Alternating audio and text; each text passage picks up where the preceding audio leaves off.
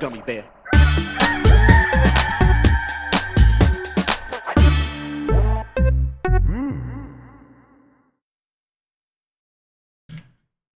Hey everybody, welcome to Game Mess Mornings with me, Jeff Grubb, your host from giantbomb.com. Thank you for tuning in. In this episode, we're going to be talking about a new old game launching on Switch 2, and what if Resident Evil Requiem was actually an online game? It's going to be a good one because we have Jesse Norris on the show. Jesse, how are you doing? I'm doing good. I've finally gotten over all the mean comments from the last time I was on. Yep. So And now we got you back. We got you crawling back. That's how it goes. Mm-hmm. Let me see if I can turn my camera on for you.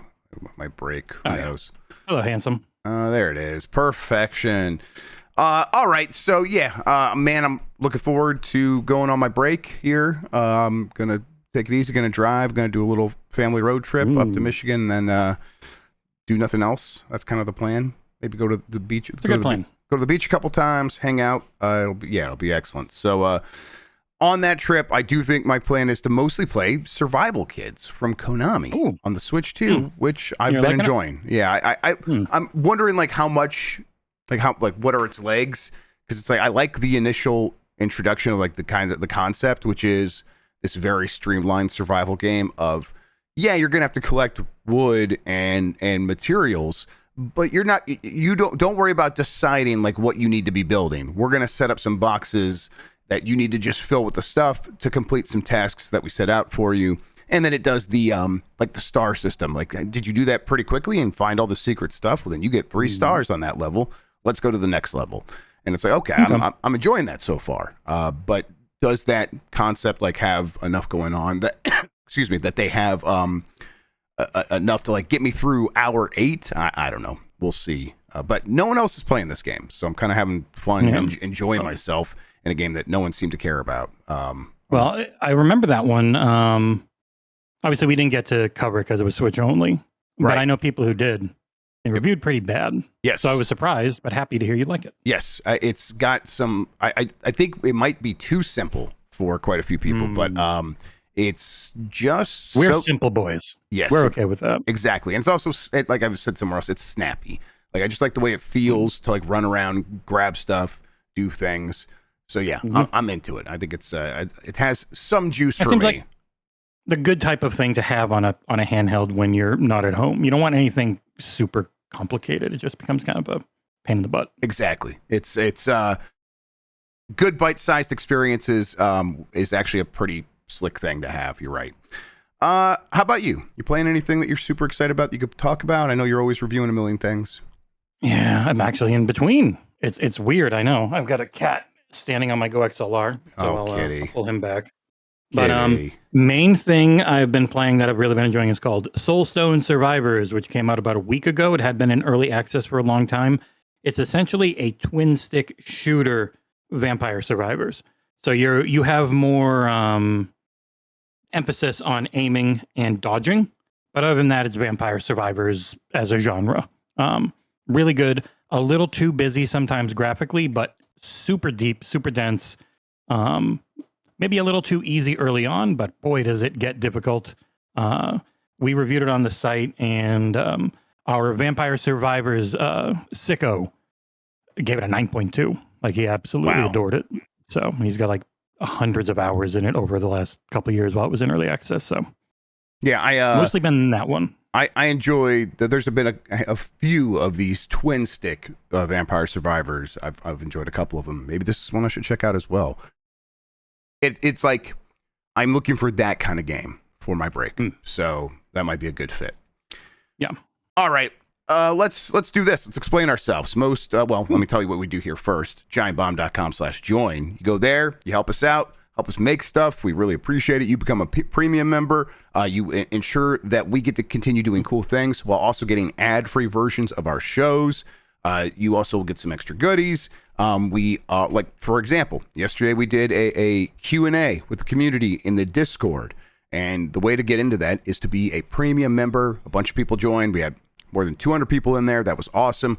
A lot of people asking questions. We couldn't even get to all of them. So I think the plan is to do more of those more frequently. at least once a month, something like that, or along those lines.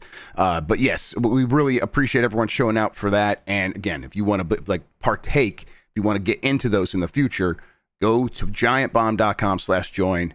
Join, become a member, help us out. We appreciate it. As far as this show goes, most weekdays, I, Jeff Grubb, will help piece your gaming life back together. That includes breaking news and maybe even some of our own original reporting. For all these topics, I'll get the input of a bona fide expert who will make me look smart. If you are watching live on Twitch, welcome. You can always listen to the show later on podcast feeds by searching for Game Mess Mornings or find the RSS feed on giantbomb.com. You can also catch the show later on YouTube. Hello, YouTube. All right, we have a lot to get into, so let's start the morning mess with the Switch 2's first new GameCube game is a Mario Strikers that's actually good. That's from Ethan Gotch at Kotaku, who I disagree with, but that's fine. Just under a month since it launched, the Switch 2 is getting its first new GameCube game as part of its Switch Online plus expansion pack library. Is it Luigi's Mansion, Super Mario Sunshine, Fire Emblem Path of Radiance? No, it's Super Mario Strikers, the inaugural entry in Nintendo's soccer franchise, arriving July 1st. I enjoy Super Mario Strikers quite a bit, Jesse, sorry. We've got all the J names mixed together. You guys know this. You did this on purpose. Every name starts with J in this industry, including mine. We're only 2 letters off. Yeah, that's right. It all mushes together. Yeah. Strikers is a game I'm a huge fan of. I really enjoy playing. I think it just feels great. I thought that Strikers on the Switch 2 was fantastic as well, where it was it played really awesome, like the actual head-to-head competition, the paper rock scissors of the slide tackle versus the special moves versus everything else you could do. Even like the equipment you could use to like spec out your characters in certain ways. It's like there was kind of an obvious path to go down with like some of them. It's like, yeah, you should put all the speed gear on Toad, who's fast, so he's even faster. It was kind of obvious, but also like, okay, well, I spec'd out the character in that way. Now I have an even faster character. But there's something pure about this GameCube one, and I'm really looking forward to spending some time with it. We probably shouldn't expect this cadence to continue from Nintendo, right? Like, we're in the first month, and there's already another GameCube game. Like, should I get my hopes up that this can continue like this? Never get your hopes up, and you'll never be disappointed. That's probably the move, huh? Yeah. I got a little secret for you. Please. Out of every video game console that's come out since I was born, the only one I have never used and never seen in person or know anyone that used in my regular life is GameCube. I have played many GameCube games via emulation. Oh, sure. Yes. So I've played all of these things now as an adult, but it was weird. That was the one that I completely missed on the GameCube, and I mostly missed on the Wii until I moved down with my missus who had a Wii, and we had like tons of stuff for it. But I quite like this Mario Strikers. I liked the other one, the newer one was really fun, but ran into the issue they keep having where they get super fun gameplay loops and then just not the best amount of content or long-term support. Yeah, and that's so it's like, you know, this older game is kind of similar in terms of the amount of content. It's not gonna and the gameplay loop is, we were purer back then though. The gameplay was all we needed, and it all cost an arm and a leg. And we weren't used to like, oh, it's free, and then I just slowly I throw $5 at a time, and then I don't realize that in a year I've spent $250. Games still got dinged back then if they weren't long, unless they were a sports game. I think maybe the math was a little bit different then. So it's like, yeah, this is just a fun thing you play with friends, a party game. You're right. And it's like I think Sunshine, Super Mario Strikers, whatever the new one's called, I can't even remember. Battle Kingdom, that's the Mario and Rabbids game. That one like made the promise of like there would be more stuff in like the actual core game or like stuff to do as a single player, and it just didn't really follow through with that. And I think people kind of take those promises pretty seriously, or those Mario Strikers Battle League Football. That's League, a long name. Yeah, and they call it Battle League Football probably in every other territory. It was in the Europe, kind of the Europe version. All right, let's see here. Third game, or this is the fourth game on the GameCube thing for NSO. I hope they keep it up. I hope they keep it up as well. I never expect it from them, right? But when they surprise you, it's really nice. Yes, exactly. And this is one where when they were testing the Switch 2 with people coming into like New York to see the system early, people were like loading up the NSO menu, and they were seeing a bunch of not a bunch of games. They were seeing the 3 games that did the thing they'd launch with, and then there was one other, and that was Strikers. So this one seemed ready to go, and so like that's why I'm not too surprised to have it here already. And then I'm like, okay, when does the next one drop? I wouldn't be surprised if it's a 3-month wait for the next one or something like that. I hope it isn't. I hope they do one a month for the rest of this year. That'd be great. But it's like you said, no real reason to get my hopes up with Nintendo. Yeah. Yesterday, Capcom did a Capcom Spotlight showcase, the thingamabob. And as always, it is what it is with Capcom and these spotlights. Yeah. They show a lot of stuff they've shown before. They maybe go a tiny bit deeper, or maybe like with Monster Hunter Wild, they spent quite a bit of time with that, kind of talking about the new stuff. But it's all kind of new stuff that we understood would be coming one way or another. It's new, old. Yes. Like a lot of it's returning. Yes. But cool. Yeah.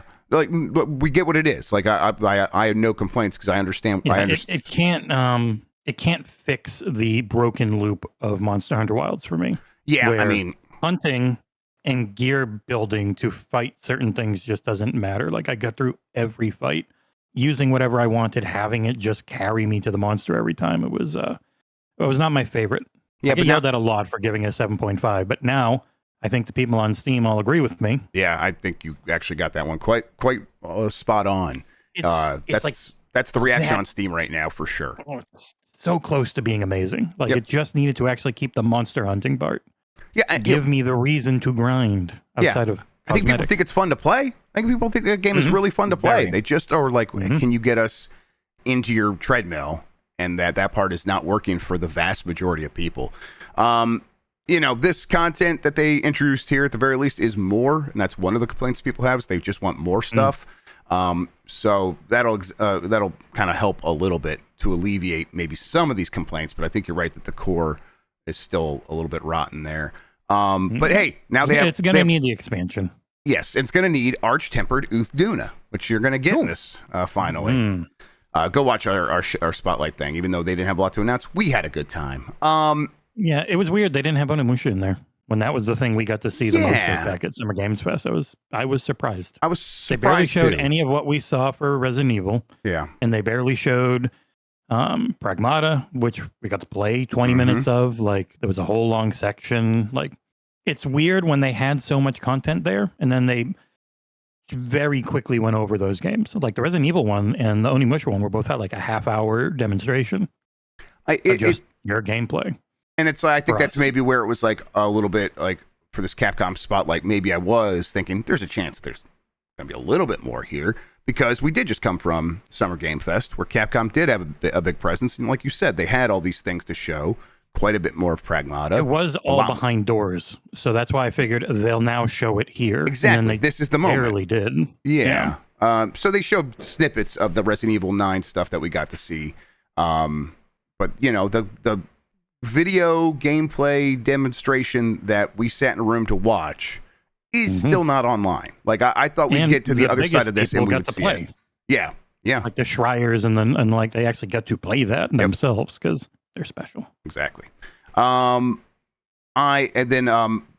I think people are starting to be like, hey, this game looks pretty cool.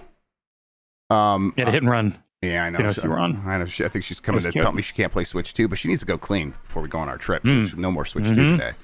All right, so let's see here. So as far as that event went, there was also updates to like the Capcom portal for Resident Evil Requiem. They posted some more developer interviews where they kind of explained some of their ideas, some of their thinking, including Capcom revealing Resident Evil Requiem started as an online game. But then they said, we realized fans didn't want it. Yay. This is from Andy Robinson at VGC. Capcom has revealed that it tested open world and online concepts for Resident Evil Requiem before settling on a traditional single-player game. Speaking in an extended developer diary video available to members of Capcom's website, Requiem director Koshi Nakanisha shared a brief look at the early online version of Resident Evil 9 and said it was ultimately abandoned because he realized it wasn't what fans wanted. You might have heard some of the rumors, things like an online Resident Evil or an open world Resident Evil, which we spent some time experimenting with, he said. But in the end, although we had some interesting concepts, we realized that it wasn't what fans wanted to see or play. So we went back to the drawing board and created what led to the Resident Evil Requiem game that they have now. Kind of, I think, a relief for a lot of people. Obviously, the online mode. No, people don't want that. And if you're going to do online Resident Evil, that's fine. But that's got to be a separate game, a bonus game, something that you add into the package, something along those lines. The open world rumors for something like, we all heard a bunch. And every time I would bring it up on this show, everyone would sort of like in chat be like, man, I don't know. That's not what I'm asking for. And it sounds like Capcom listened. This is not going to be the big open world Resident Evil. And kind of like, it doesn't need to be, right? The hub and spoke model of Village worked so well. And we've seen how open world runs on the RE engine, and I don't want that. Yes, I mean... I'm kind of over it. Seeing how good Onimusha looks, and it's this, more contained thing, like large sections, cool. Their version of open world and how that ends up performing between Dragon's Dogma, though that was pretty CPU bound because every NPC was constantly thinking about everything going on in the world at the same time. So they got that fixed up a bit. But like Monster Hunter Worlds, just the Wilds still runs like ass pretty much everywhere. And the base concept of a horror game open world, when you can get away and you can go all these different spots, like you have to end up just funneling people into they'd have to like spooky areas anyways. They'd have to completely rethink like the threat model, how the monsters work. Can they work together to corner you or something like that? Yeah, I mean, I could see that being a fun design challenge for a team, being like, how do we maintain the tension in a world where someone could potentially run anywhere or hide anywhere? I like the idea of a studio kind of solving those problems, but that does feel like the kind of thing that maybe happens in something like a PT level game where it's like, this is a test, this is a trial, this is hey, can we even make this work? Maybe that happens on Steam or something like that eventually. And you're right, is it worth trying to solve those problems while also trying to solve the problems of Capcom's RE engine, like struggling with the open world? Probably not. No. I think, my guess was going to be to deal with that, they would make kind of open zones, much bigger areas than even the hub and spoke of Village. But sounds like they're not even really going to try that too much, which, again... No, because what we saw was just inside the that one facility. You're in Raccoon City.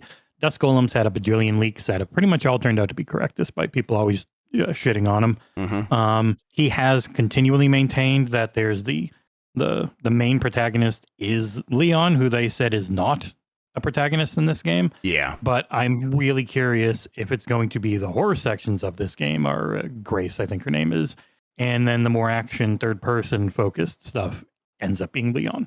Yeah. Because they've been. It feels like they really want to have a marriage of 7 and 4 remake.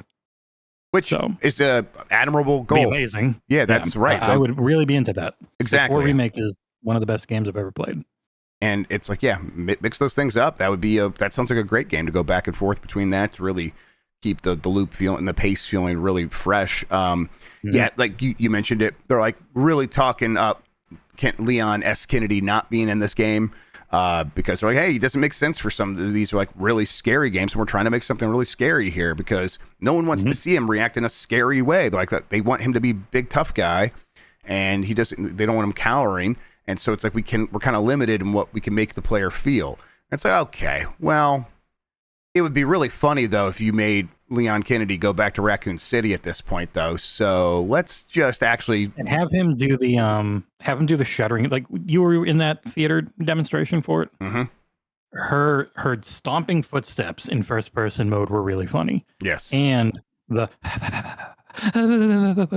want to hear Leon do that because she was like shuddering breath every second to the point where myself and my coworkers kind of started having to stifle laughs because it was just way too often.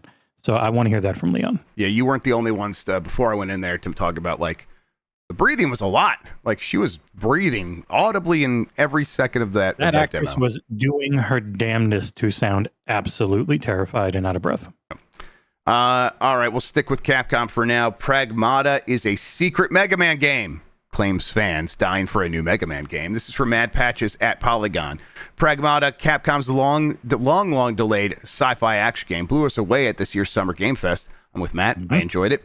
A clever mix of quick turn puzzles and shooter action. The PlayStation 5, Windows PC, and Xbox Series X game is poised to be one of the big releases of 2026 if Capcom can actually get it wrapped up in time after all these years. But since the first look footage and gameplay reports out of SGF, a few creative thinkers have wondered if there's more under the surface of the game than Capcom is letting on. Mainly, that maybe it's a secret Mega Man game. Unfortunately, during a Spotlight showcase on Thursday, Capcom did little to confirm or deny the theories. If Pragmata's young protagonist Diana is secretly connected to Dr. Light, Dr. Wily, and all the nonsense first introduced in the NES Mega Man from 1987, the studio is staying mum. Let's start here. How do you like? You liked Pragmata as well. You played it? It was surprisingly fun. Yes. I'm not always sold on their English VO and storytelling. It's probably still something I'd end up playing in Japanese because Capcom English VO is kind of a meme at this point. Right. But like the base gameplay, the movement was cool, being in the lower gravity environment of the moon, having your little jumpers and thrusters getting around, but having the little android girl on your back doing the hacking mini game. Hacking magic. As you're figuring out, I'm going to go after there. I'm going to use my base buttons to get all these nodes so I stun them longer and type of stuff. It was really fun. Like I'm quite looking forward to it. Yeah. Someone in chat's pointing out, rightfully, Brady W is saying that, well, when Capcom talked about this game in the Capcom Spotlight yesterday, the way they introduced it was a new IP. Hey, the latest new IP from Capcom. Now, you know, companies could do red herrings. They don't have to tell us the truth and this stuff, but I don't know. I don't think this is a Mega Man game. No. There's nothing I've seen in it that would indicate that. Like Mega Man's always been pretty cartoony.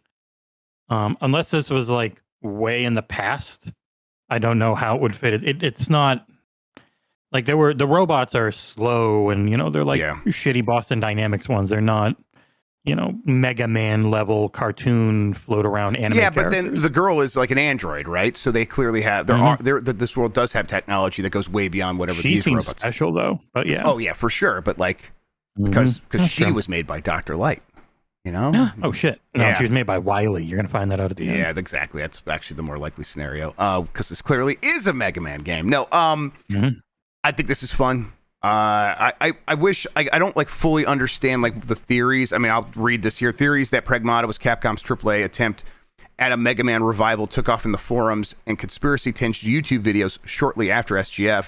The evidence at the time was tenuous. Diana's design was the big tell, as well as the Mega Man connection to the moon and sentient robot viruses. The early mission of Pragmata finds Diana and Hugh outrunning rogue bots in a lunar base. Maybe a Sigma connection. Others wonder if Pragmata's obligatory evil sci-fi conglomerate that ruined everything, the Delphi Corporation, was a tip-off. Delphi was the home of the Oracle and was dedicated to Apollo, the god of among other things, medicine and light, reads one mildly shitposty Reddit speculation thread. Like Dr. Light. These are the conspiracy theories I can get behind. This rules. This is the shit right here. I love this. Mike is all in on doing this bit. And I like it's a bit, but also if this game actually turned out to be a Mega Man game, he would be so, I think, ecstatic and him and really a bunch funny. of people over 40 would be very excited. Yes, a handful. The ones that are still, left alive from that generation. Yeah. All right. Well, either way, the Capcom Spotlight what it was. I'm still very excited about all Capcom's offerings, including Pragmata. So hey, if it turns out to be a Mega Man game, PC. What's that? They said PS5, Xbox Series X, and Windows PC. I wonder if that just means Steam or the Microsoft Store. I'm guessing Steam. I don't know. Probably Steam. All right, let's take a quick break for our ad. Although if you don't want to hear that or see that, you can get the ad-free version of the show by going to giantbomb.com/join. Yeah, it's a good deal. I've done that. Yep, and everyone else should as well, to avoid us going to this break right now. Yes.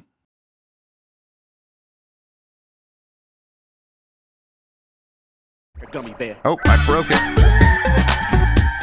Fade to black. There we go. I'll have to cut that out.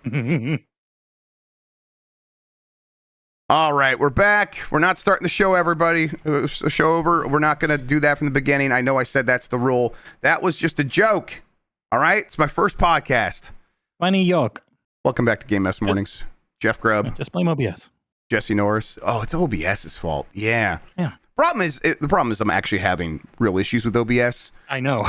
You were having them when we were going to start. Yes, and it was I was trying to put your layer above the mortise, the overlay, so I could adjust it, and I did that, and then your layer was still visibly behind the overlay.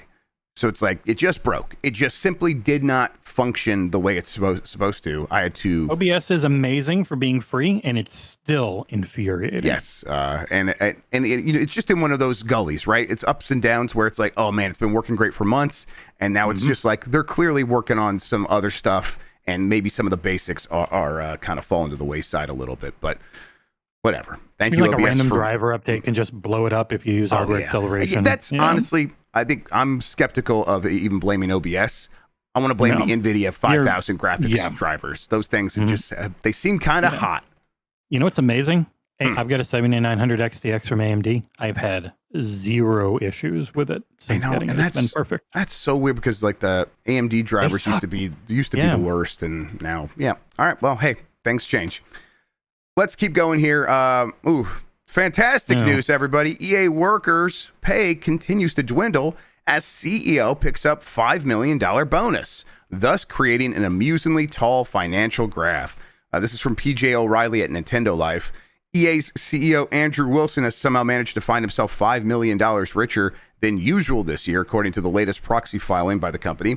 It's reported by Stephen Totillo over at GameFile. The extra cash on top of an already nice annual income flies directly in the face of how the general population of workers for the company are being remunerated.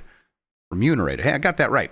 This is all bad. However, it has made for a rather amusingly shaped graph, so silver linings and all that.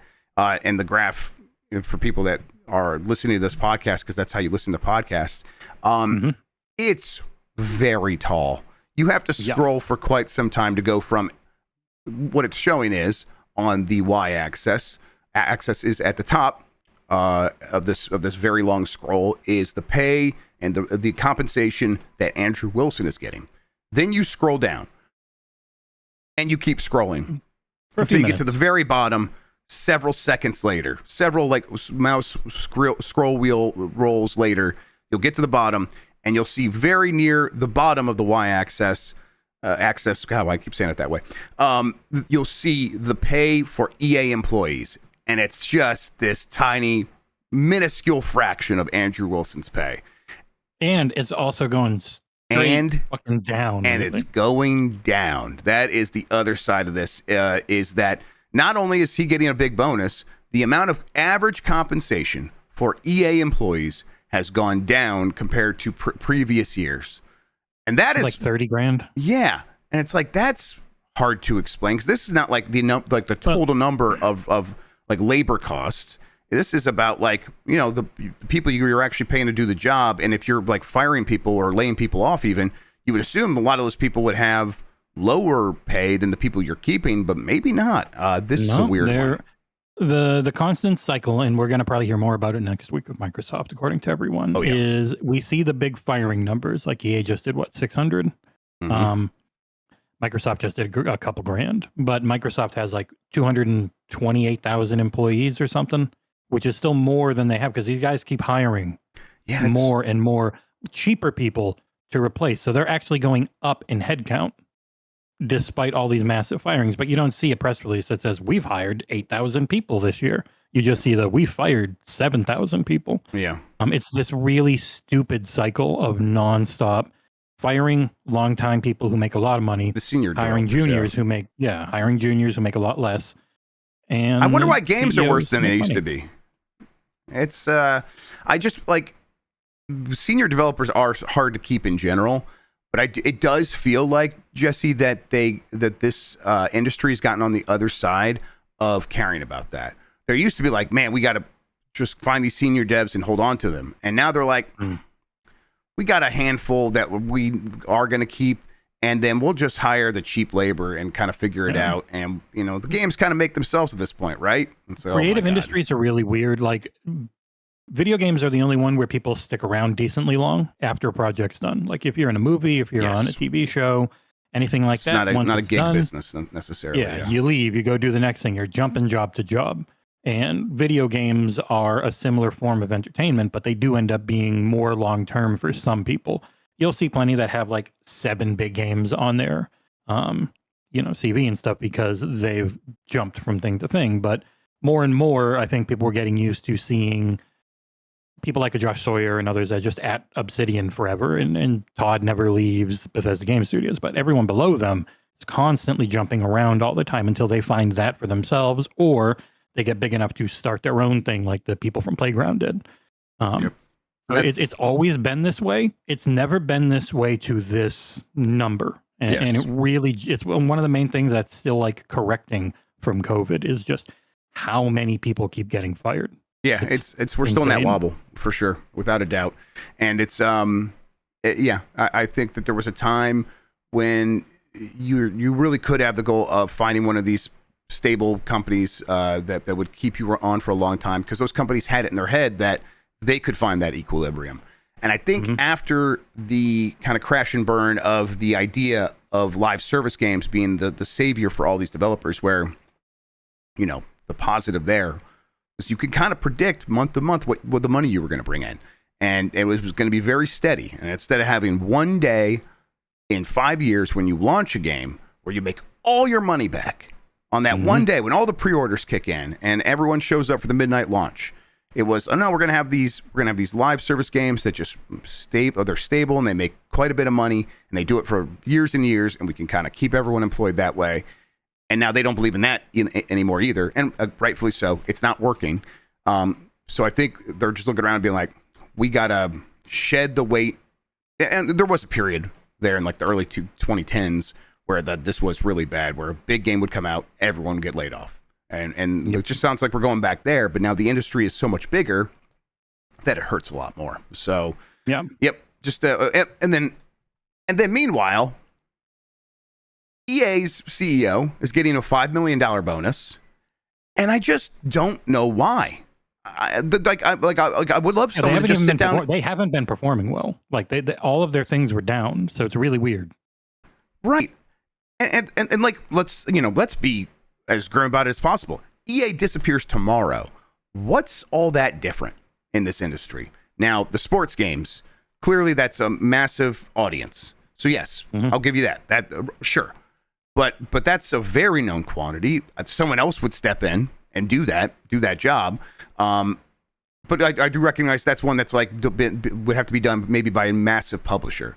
All the other kinds of games that EA make, I'm just not looking to EA for those kinds of games anymore.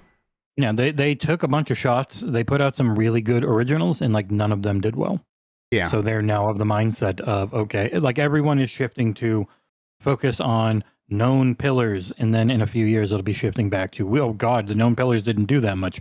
Focus on new IP, or it's this constant cycle of trying to get ahead of stuff. But games take so long to make now that you never catch up. You're always trying to get, and then a random thing like Peak will drop and sell 2 million copies, and everyone's like, oh shit, we need fun little co-op games because those always sell well. But then there's already like 700,000 of them on Steam, so it's really impossible to know what is ever going to break through. Yeah, EA couldn't go get into the prox chat business and like really compete with all those smaller studios that are very nimble. And the Peak Studios started making that game in February, all that stuff. It's like, that's a completely different thing.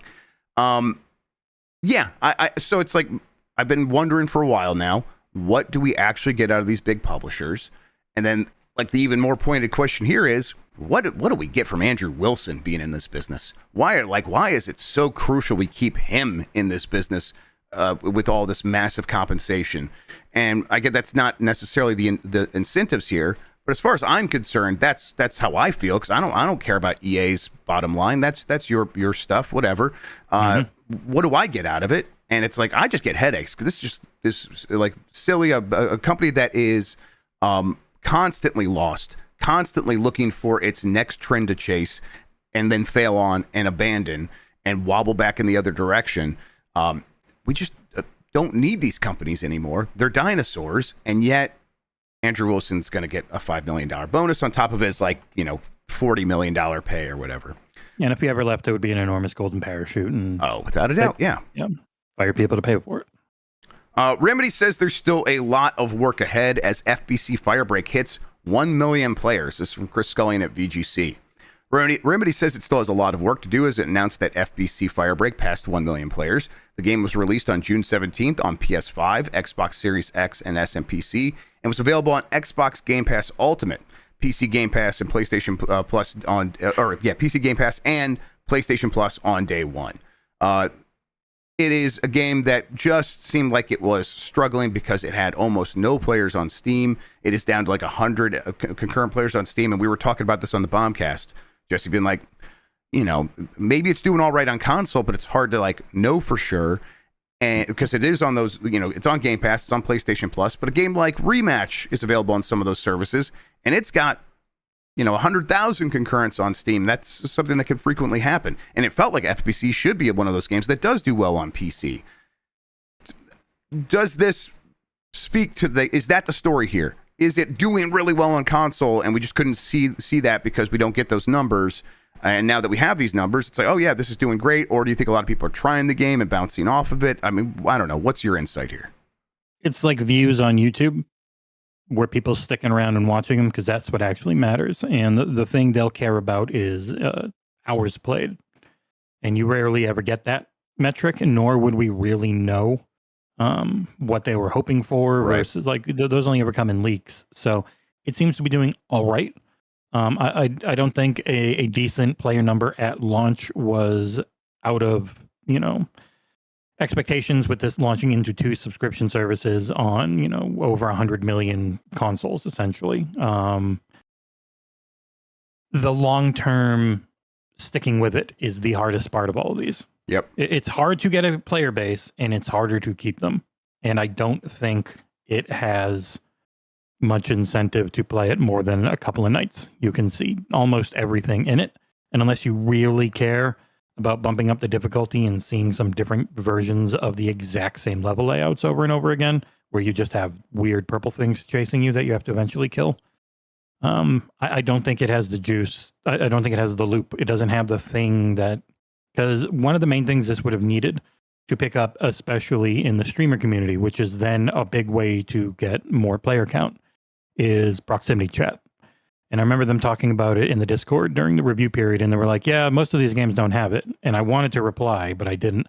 The good ones do, because they understand that the immersion of feeling like you're in this world, and when someone runs away, you hear them getting quieter as they go. Like, all that type of stuff is huge for streaming, which in these online cooperative games people want to feel like is one of the best ways. Yeah, you can keep people going because the streamers are all having a fun time, and it doesn't just sound like you're in a party chat together. It sounds like you're in the game.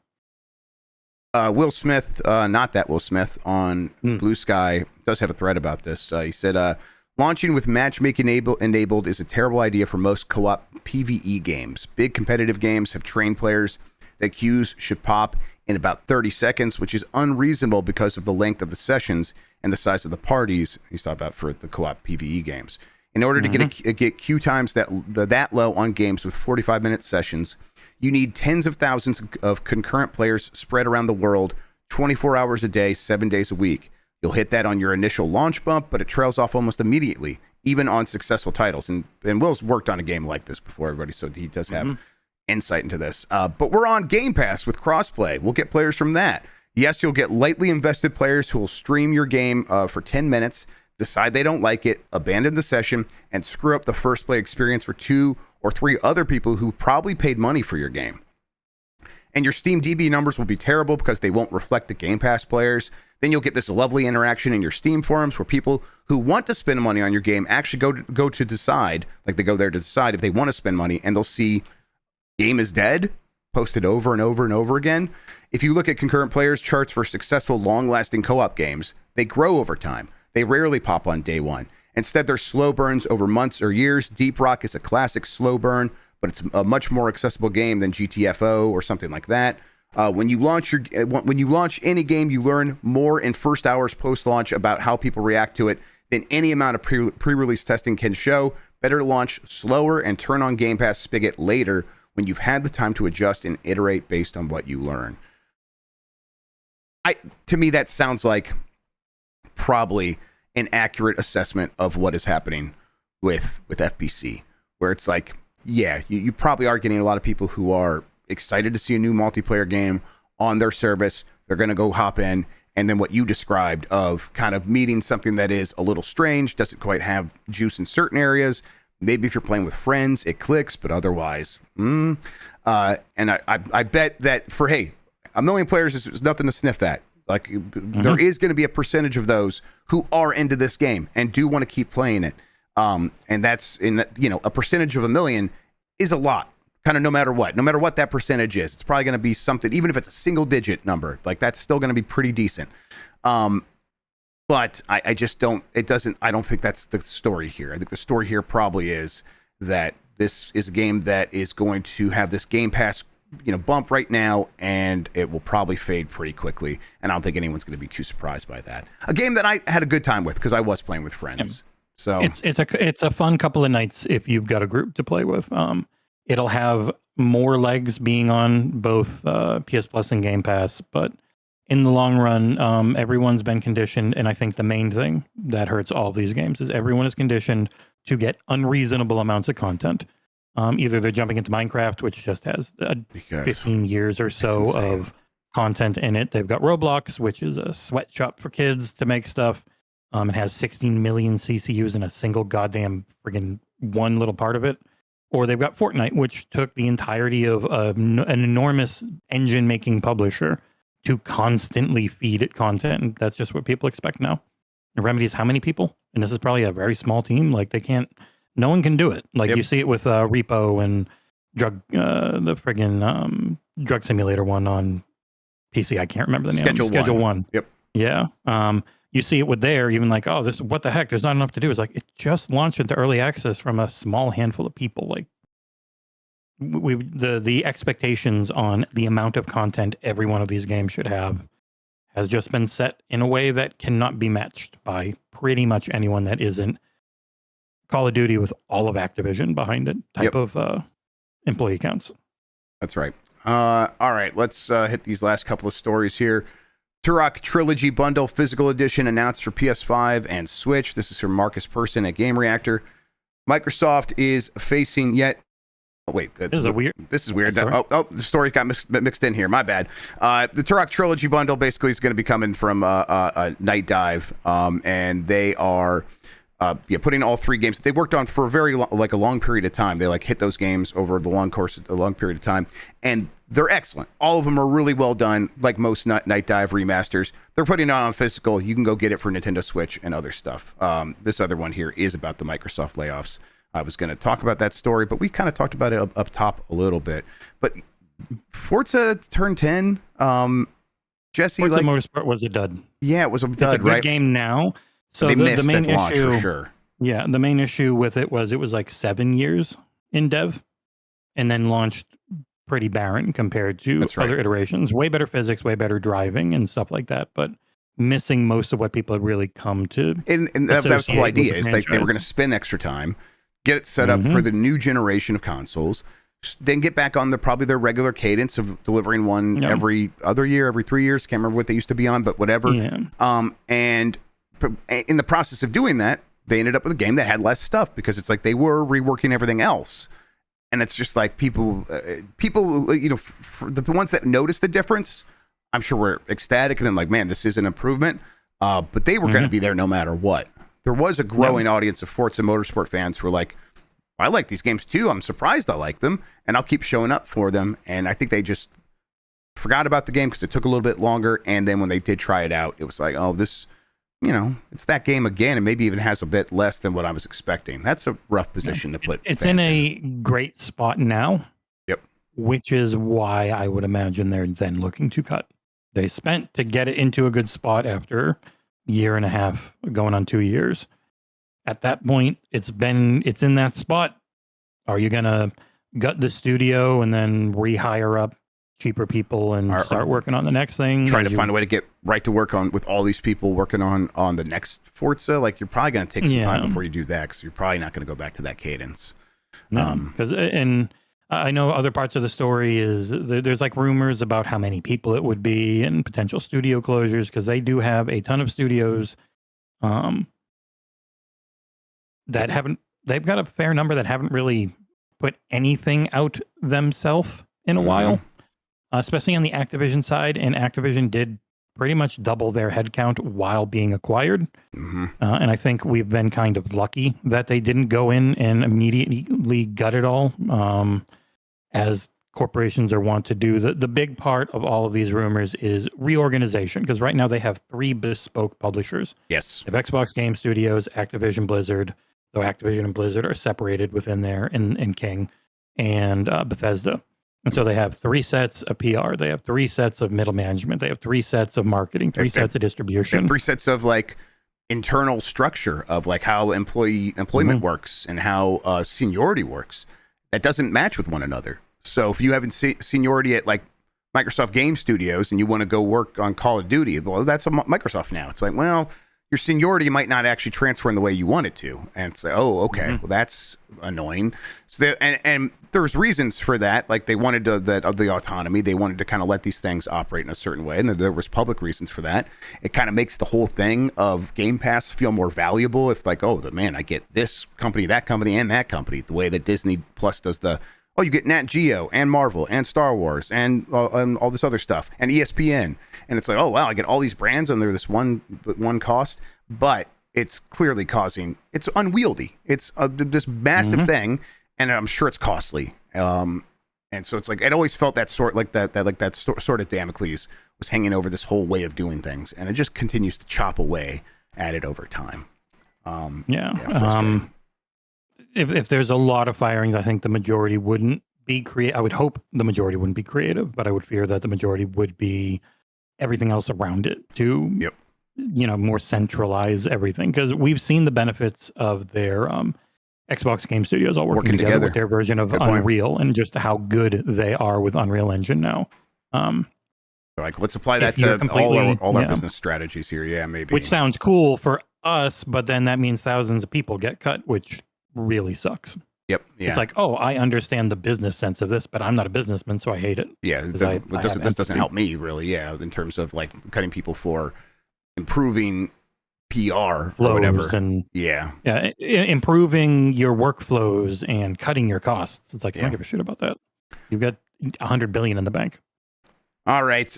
Last story here. Street Fighter live action movie casting looks unbelievable. This is from Alex Coe at DualShockers.